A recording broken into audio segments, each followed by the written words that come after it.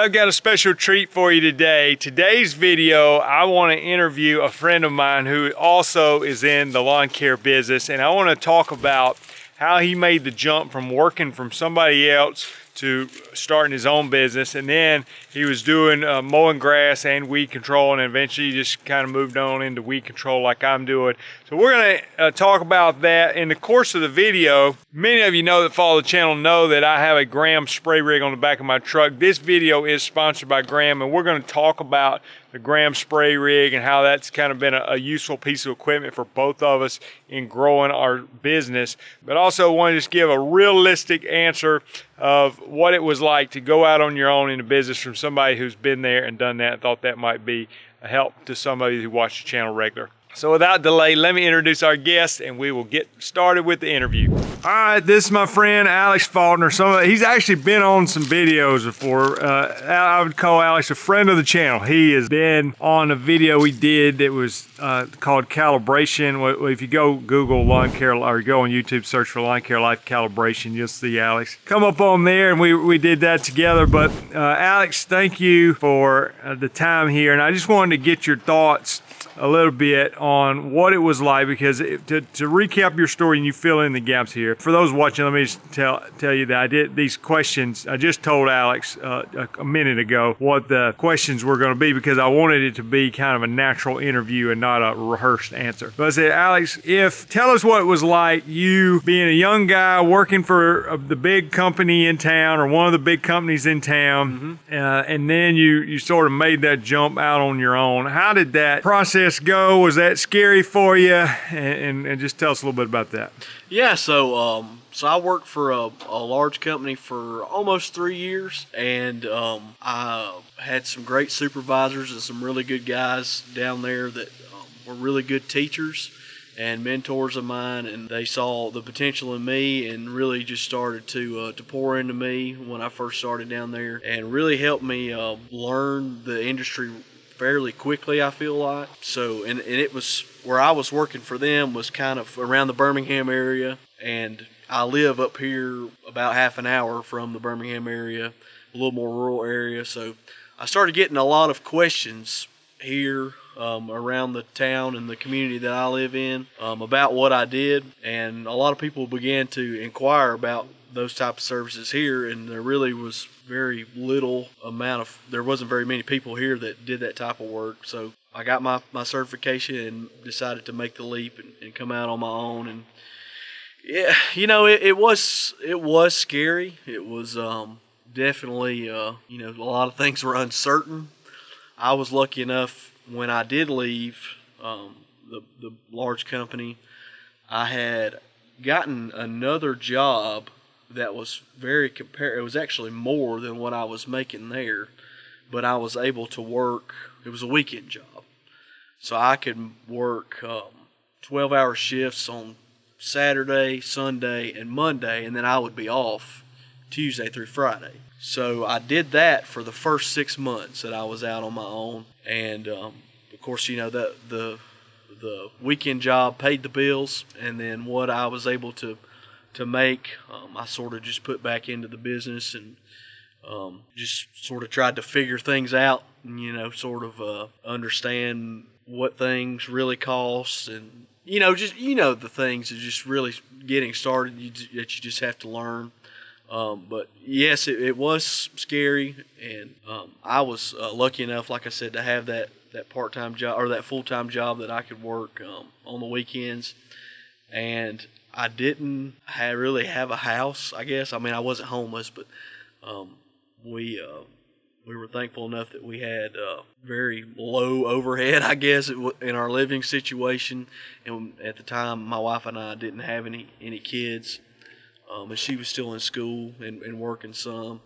So, you know, it was scary, but I just felt like the time was really right whenever I did it, and it was challenging, and it's still challenging today sometimes, but I'm glad I did it. I don't regret it. So if I remember correctly, and you have to correct me if I'm wrong, but the company that you worked for seemed like they had one truck that was painted pink, and did you drive the pink truck? I did drive the pink truck, very reluctantly. The company that I worked for was a big supporter of breast cancer awareness, and all of the trucks actually had the specialized tags that had the little pink ribbon on them, and then they had a couple of trucks that were painted pink, and I drove one of the pink trucks. And of course, when you work in it's predominantly male co-workers, they kind of give you a hard time about it, but people loved it. People loved the pink trucks, and I didn't really like it at first, but the more I drove it around,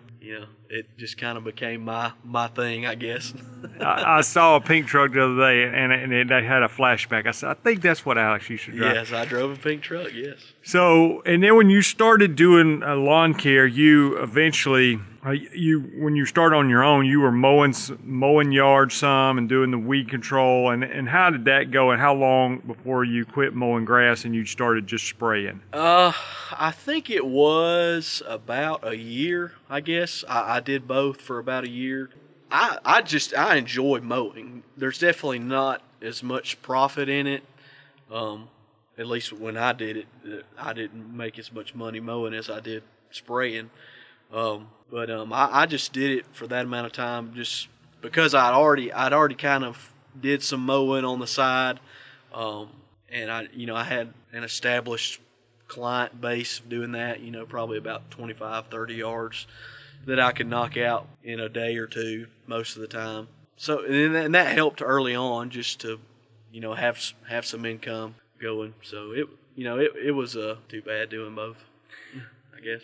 And when you talked about your first year, you were putting money back in the business. Like, when were you able to kind of upgrade your spray setup? And tell me about kind of the rig you have now and what you're using on your truck. Yeah, so I started with a single tank. It was just a really, really, I don't want to say cheap, because it was fairly good quality, but it didn't cost as much as something like what Graham builds. But it was a 200-gallon tank from Northern Tool. I ordered it online and then just went to the store in Birmingham and picked it up. And it served its purpose. It was a really good starter unit, I think, for what they cost. I used that for probably about a year and a half, 2 years, and upgraded to a 300-gallon tank and used that for about a year, I guess, and then went with Graham. But the Graham is, you talk about it all the time on your channel. The biggest thing with the Graham is the ability to have two products or two mixes, a split tank setup. So mine is 300 gallons and it has a compartment that's 200 and another one that's 100. And that was a big reason why I decided to make the switch with Graham, just because you start getting into different turf types, Bermuda, Zoysia, Centipede, and St. Augustine. It's really, really helpful to have that when you're going across all four warm season turf types, just because you never know, certain neighborhoods, certain areas have all four. So before I had the Graham, I would have to mix up a certain day for centipedes and just have to do all my centipedes in one day. And that really didn't work out well. I was backtracking a lot and doing a lot more driving than was really necessary. So the Graham solved that problem, and I'm able to carry two separate solutions. And it's just, the Grahams are just so well built. You just look at these Grahams, and they are not cheaply made. They use really good fiberglass tanks. Frame is all welded really well, and it's just put together, and it's just a great design, I think. The valves and things are pretty easy to get to, and it's really, you got a couple grease zerks that you got to put some grease in a couple times a month maybe. Other than that, keep your filter, check your filter once a week or so, keep it clean. And I mean, that's just it. I've had mine for I'm trying to think, probably going on 5 years, I guess. I've had mine, and I have only had, that I can remember, I've only had one issue where I had to go back to Graham, and it was an issue with the hose, something about the hose. The original hose that was on here, they had problems with those collapsing, and mine actually did collapse. But it was, one day I told them I'm having this problem. They said, bring it out here the next day. I was there right when they opened early that morning, and they got it in and figured out what it was and put me a new hose on there and took care of it. You know, it was a really easy experience, and they're just a great team to deal with. All those guys really know what they're doing, and they're not a huge operation like you think they would be. You know, it's really not that many people that work for Graham. So, you know, it's felt like really when I bought the Graham that I had became friends with those guys. And it really was almost a very personal experience, I guess, is what I would say. What about, so sometimes I'll have people and I get people ask me questions about starting in weed control, and I'll tell them, you know, you need to go buy a spray tank, and then, you know, it's not $500 to get a spray tank, so they start flipping out. Oh, man, that costs more than a backpack blower. They start flipping out. And I try to explain to them the difference in investing in a spray tank compared to investing in a zero-turn mower. And I love zero-turn mowers, and they make money. But can you speak to that as far as, like, return on investment of this tank, and you don't have to necessarily give numbers what it costs versus a lawnmower, as far as you kind of mentioned the maintenance involved, but as far as like what it costs and how much money it produces for you? I mean, I would say for what I paid for my Graham, it paid for itself in safely, I would say, a month, but probably less than that. You know, if you're established and, you know, have a reasonable amount of clients, I would say I got my money back on my Graham really, really, really fast.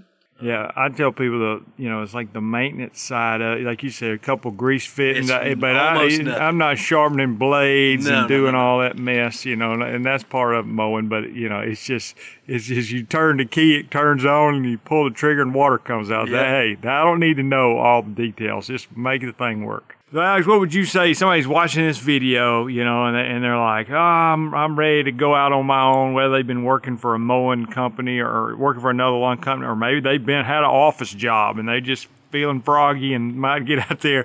And sometimes they want to just have assurance it's all going to work out. I was like, I can't promise that. I don't know the person, I don't know the market, but maybe there's something you can tell them from your experience, positive or negative. What do they need to be thinking through to help them decide if that's right for them? I mean, I would say just do a lot of research. Know, you know, what things cost, what Graham spray rigs cost, what Permagreens and Z sprays, and what all, you know, find out what all that costs. Find out what type of fertilizer you're going to use, what products. You know, sort of plan out what maybe a good program would be to get started with. And, you know, I think that's a lot of what it boils down to is just, you know, find out what things cost, find out what people are charging in your area. And, you know, that was a big thing for me is, you know, when I started, you know, you just learn over time how much things cost, and you can just see where the profits really are. And, you know, once you determine that, then that's really where you focus. It's where you want to try to focus your time and your effort.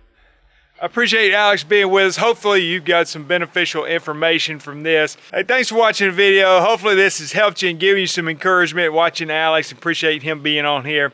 If you haven't done so, subscribe to the channel, and we'll see you guys in the next video.